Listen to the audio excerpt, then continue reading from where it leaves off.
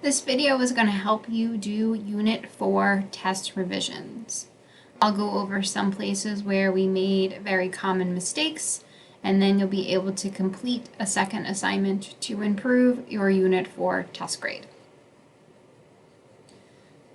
We spent some time going over how to draw diagrams. And one place that we made a mistake on the test was forgetting that we need a common denominator to do this. So if I have 2 and 5/6 being divided by 2/3, the first thing I need to do is find a common denominator. Okay, I have 6 in the first one and 3 in the second, which are not the same. To find a common denominator, you can list out your multiples. So 6 times 1, 6 times 2, 6 times 3.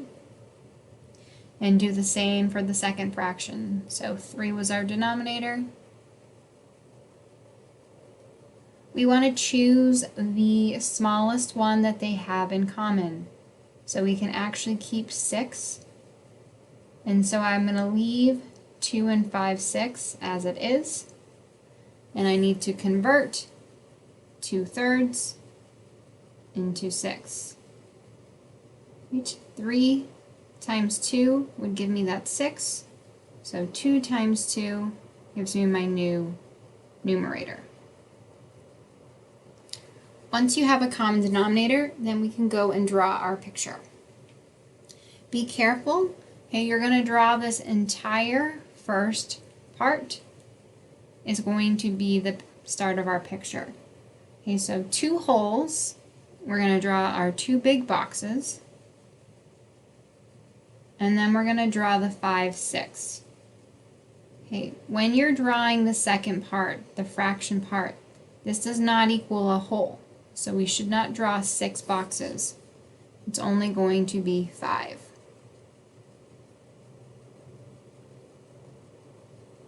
And then in our holes, we break them into that denominator. So each of our holes is 6 pieces.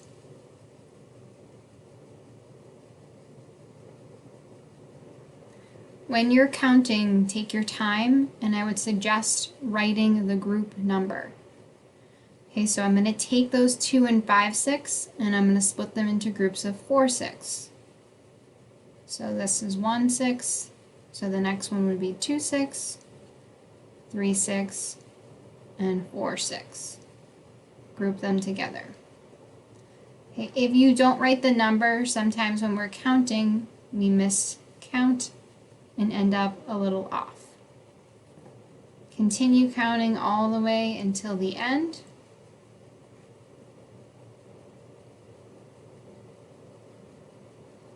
And when I go to write my answer, the total number of times I was able to count to 4/6 is going to be the whole number.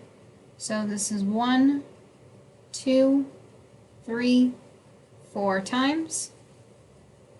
Okay, the remainder, 1 was left over, so that's the numerator.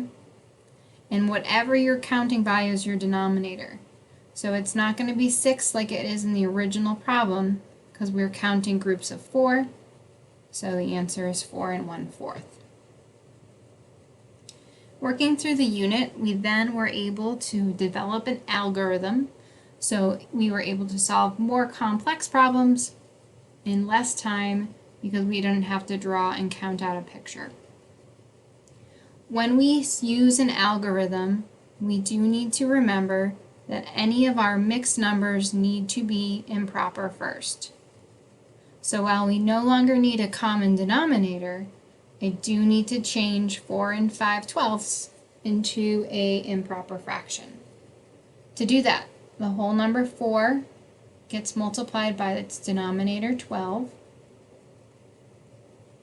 and then I add in the original numerator, so the 5 up top. So I'll rewrite this problem. It will be 53/12 divided by 2/7. To use our algorithm, we leave the first fraction the same. We change this into a multiplication problem, And to do that, we then have to find the reciprocal, which means the numerator and denominator switch places. Now all we need to do is multiply across. For the larger multiplication steps, you can use a calculator. So I'll do 53 times 7 on a calculator. Don't need to show your work on that step. And then 12 times 2 is 24. So I do need to simplify this, and I'm simplifying it by dividing because 371 is bigger than 24. The top number goes inside, the bottom number goes out. 24 can't make it into 3, but I can make one group of 24 from 37.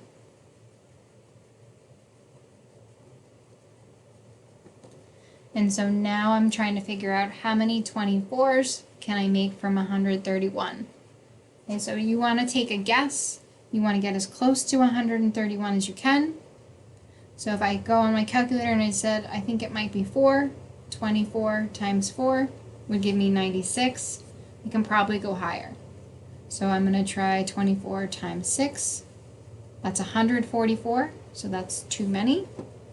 So hopefully 5 is my magic number. 24 times 5 gets me 120. Okay, 11 is left over. So I have 15, the number up top, as my whole number, and then 11 24ths. Another common mistake from the test was forgetting what to do when we have a whole number. I'm going to use the algorithm again to solve this problem. And so I want to write 4 in its fraction form, which is really just 4 over 1. Then I can again practice the algorithm. So 4 over 1 stays the same. This becomes multiplication, and then the 14 and the 3 switch places.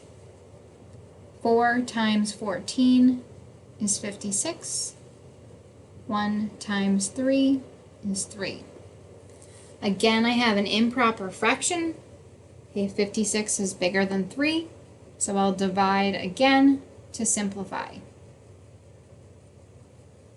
3 can go into 5 one time.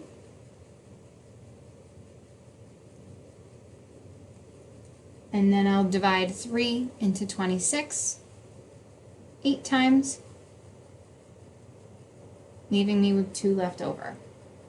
So I end up with 18 wholes, 2 left over, with a denominator of 3. All right, let's see the algorithm one more time where I just have 2 fractions.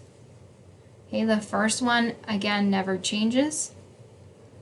Division turns to multiplication, and then I'm switching the 5 and 3. Multiplying across, 1 times 5, 7 times 3. Unlike the previous problems, I don't need to divide here to simplify. 5 is smaller than 21, so I can leave this as my final answer.